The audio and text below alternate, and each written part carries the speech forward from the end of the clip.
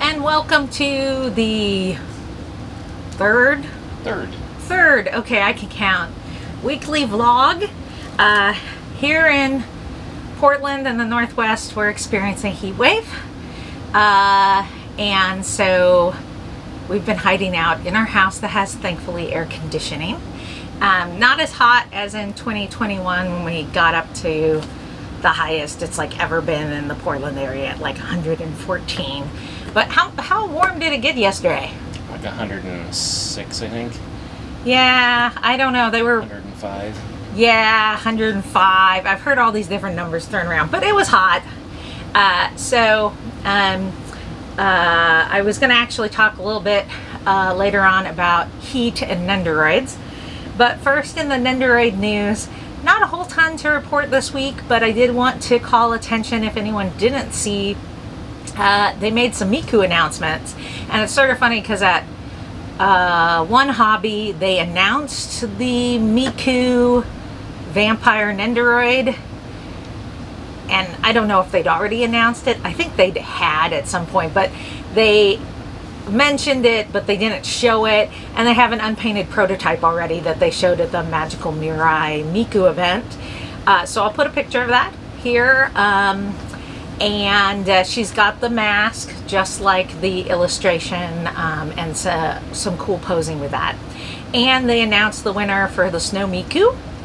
And it's the one with the cute little kerchief and kind of similar color palette to the Harvest Moon Miku from several years ago. So a lot of people were rooting for that one. I had a really hard time deciding. I don't think I had an absolute favorite this past time. But if you're unfamiliar, the Snow Miku design is used as the Hokkaido Snow Festival mascot, basically, and every year there's a contest to design it. And interestingly enough, the designs are done in chibi form. They're actually not the standard, like, adult size normal Miku. So I'll share those pictures here, and then talking about the effect of heat on Nendoroids. Some people worry as we're getting hotter and hotter, and maybe you're moving into a place that doesn't have air conditioning, or do you worry about putting your Nendoroids in a hot attic or something like that? The plastic Nendoroids are made out of is very resilient. That's part of the reason why you're paying the high prices you are for the figure itself. And I saw somebody on Reddit, the Reddit Nendoroid group, post this. It comes up every once in a while. People will get a Nendoroid with an intact box, no dents, and then they pull it out, and this plastic, what I call the clamshell, is all distorted and bent and stuff. That happens because this is a cheaper plastic that can be affected by heat. And so what happens is they package up your Nendoroid, they pack it up in cases, and then if it is sitting in a warehouse or in one of those shipping containers and it's super hot, this can actually melt. So it is possible to have a totally normal box with intact window, everything else intact, and have this shrink. Now, that's a bummer for storing your Nendoroid, but the real bummer is it can potentially harm the Nendoroid. If it melts enough to where it kind of scratches the faceplates, it can actually kind of constrict the faceplates. So just make sure if you ever get one like that, take a look at all the parts that are included and make sure nothing got damaged by the clamshell shrinking. And keep in mind, with us, you can request a replacement box. We can't guarantee we can fulfill it because we don't keep empty boxes around, but what we do is we save your request, and if we end up having a box in good condition that we are not selling a whole Nendoroid of, like we're splitting the Nendoroid or selling parts of it because it was incomplete, we'll contact you and just have you pay shipping for the box and like a $5 fee for our time, because it does take time.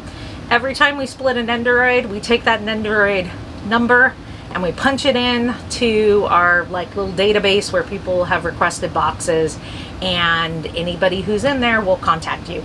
And if it's something where like multiple people have contacted for the box, we reach out to the first person who contacted us, and if they don't want it or get back to us, we go down the list. So that's a service that we offer, and is a way that if your box is intact but your clamshell got busted, you know, you can reach out and potentially get a new box. So obviously recent releases that we're splitting a ton of, we have more boxes of, but we split older Nendoroids too. So if you have a box that got faded or something like that, always put in a box request. Just know it may be a year later you hear from us. You just never know.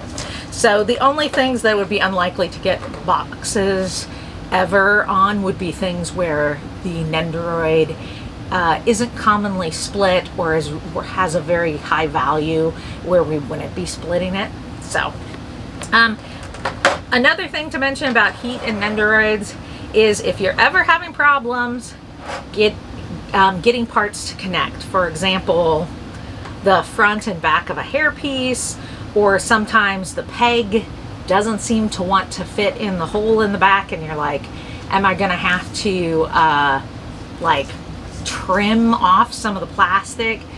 Always start with just getting some warm water, some hot water, and like submerging the part that you need to be more pliable, because the material will loosen up and become have more give, and usually then you can get things to work without having to do something permanent like carving to make the hole bigger or something like that. Yeah, and for customizers, heat actually can be a good tool to use for things. If you're wanting to reshape and rebend things, you can use a bowl of super hot water and a bowl of really cold water, and just dip it into the hot water, bend the material, and then dip it in the cold, and kind of go back and forth until it reshapes the way you want it. But that's assuming it's not hard plastic. The kind of a soft, like the hair style plastic, generally warps pretty well using that method. Right.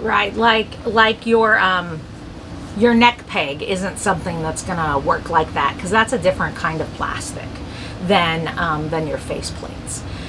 Another thing to mention about Nendoroids that a lot of Nendoroid collectors are aware of, but if you are mainly a collector of newer Nendoroids and you haven't gone back to buy any older ones, you may not be aware that Nendoroids, the plastic that they're made of actually off gases. So basically what that means is they sweat. So an older Nendoroid like this, if it has always been in its box, clipped together like this in this hard plastic shell, this plastic does not breathe. And so this plastic gets stuck in there for, you know, a decade off gassing. And so what you get is you get like a sweaty, sticky Nendoroid. This is very common. And so when you buy a mint Nendoroid that is, say, like number 269 or something like that, you're gonna find that if it's never been opened, it will more than likely be sticky. The only reasons it wouldn't is there were different plastics used in some of them. The Love Plus series, the 3 girls from it, never get sticky. They used some different kind of plastic that doesn't sweat like that. But the K-ons, the Madoka Magicas, the older ones, notoriously will be sticky. And the Ultimate Madoka has kind of her own problem, which is that she smells really toxic. If she hasn't been opened up, she is Trav's least favorite Nendoroid to work with, because the chemically smell really affects him. Yeah, so it's a very high VOC kind of smell to it. Yeah, so it's a good excuse if you have Nendoroids, and especially if you have like a significant other family member who's like, it's more valuable if you keep it in the box. Get it out and play with it, and display it, or at least take it out periodically, because that helps to prevent this from happening. So just be aware, and it is not the fault of sellers or shops or anything like that. They will try and warn you about the sweaty issue, but a lot of people miss it. That older Nendoroids are prone to this, and so you will get things and they are unopened, and you still might have to do some care for them. The most popular way people talk about getting rid of that stickiness is to just soak everything in soapy water. We have found that that doesn't always work as well as some elbow grease. Like, we actually take like a rag, a dry rag, and we rub them like this, and you can actually kind of push that film of plastic sweat off. And honestly, sometimes that's a more effective method.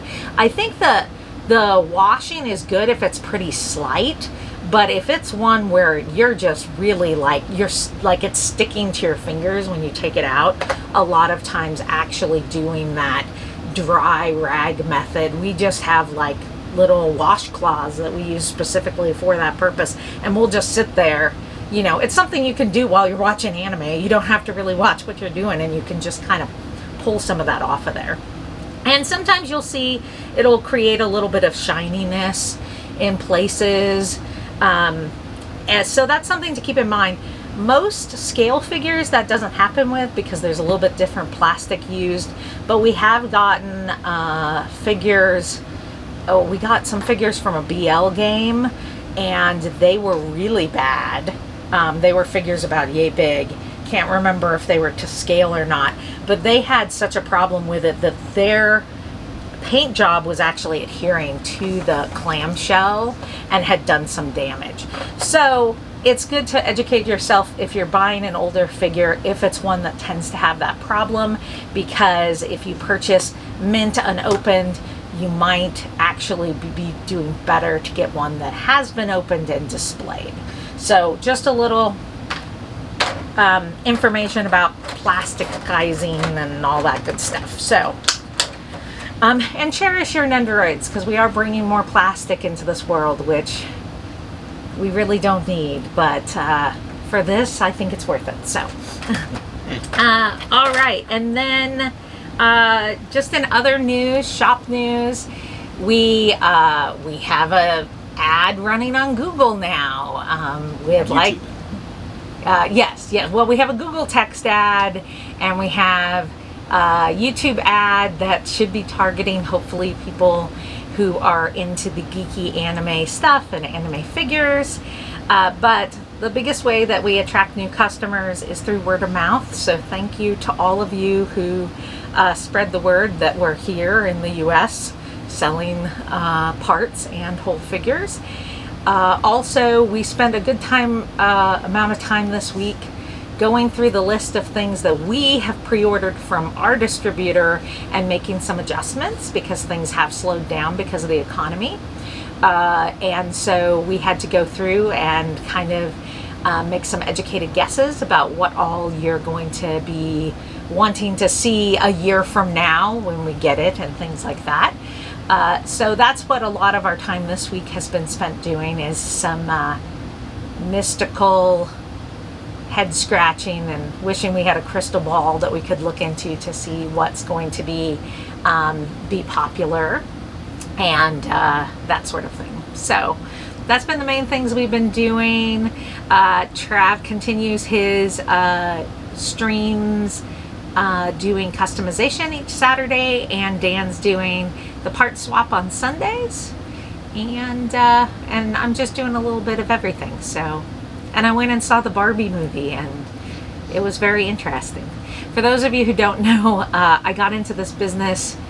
I used to be a doll collector, and that was something that my mom and I did together, and I was a huge Barbie collector in my early years, and then probably by about 25 I was out of that phase, and I just have a few dolls left. But so I was the person in the audience at the Barbie movie who'd find the inconsistencies and you know, the things that weren't wholly accurate about the Barbie line history and stuff, because I'm that kind of dork. So, but my sister took me. It was a special event because we used to play Barbies together. So that's kind of all I have. I think Trav's planning to torture me with more faceplates today. Right. Time for another installment of Name That Faceplate. Oh dear. Okay. Alrighty. Faceplate number 1. As these get harder, my answers are going to be longer and longer. Okay, this is one of the hypnosis mic guys, I think. I think this is the one who comes in fatigues and has. He's just gonna shrug. I think his name starts with an R. Yes. Yes, Ryanji, Runji. 3 letters. Ray. Rio. God. Okay, I had the R and I had the correct IP. And I can tell you what accessories he comes with and stuff. So. That's It right. counts, right? It counts. All right. Number 2. Focus. Oh. There we go.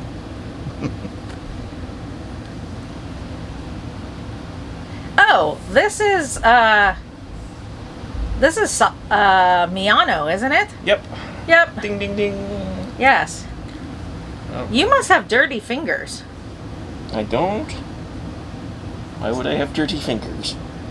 Well, because he looked like he had little, fingy prints on him. Maybe. All right. Faceplate number 3. All right, this is a pre-300, so I have less to pick from. Oh, this is the penguin drum girl. Isn't her name doesn't it start with an M, like Marisa or something? No, it's more of a title than a name. Well, it's Princess of the Crystal Yeah.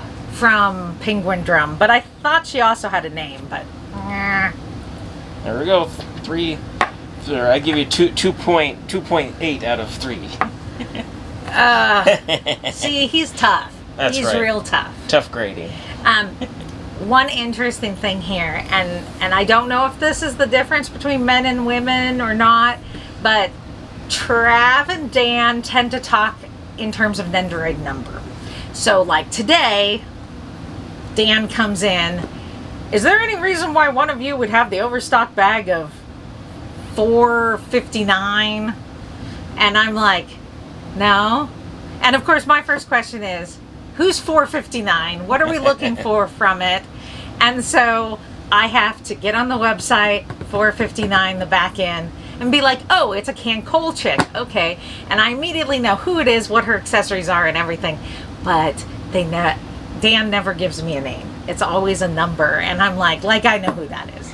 I only know a few of their numbers. I can tell you 100 is Mickey Mouse, I can tell you 33 is Miku, 1000 is Miku, 767 is Little Witch Academia.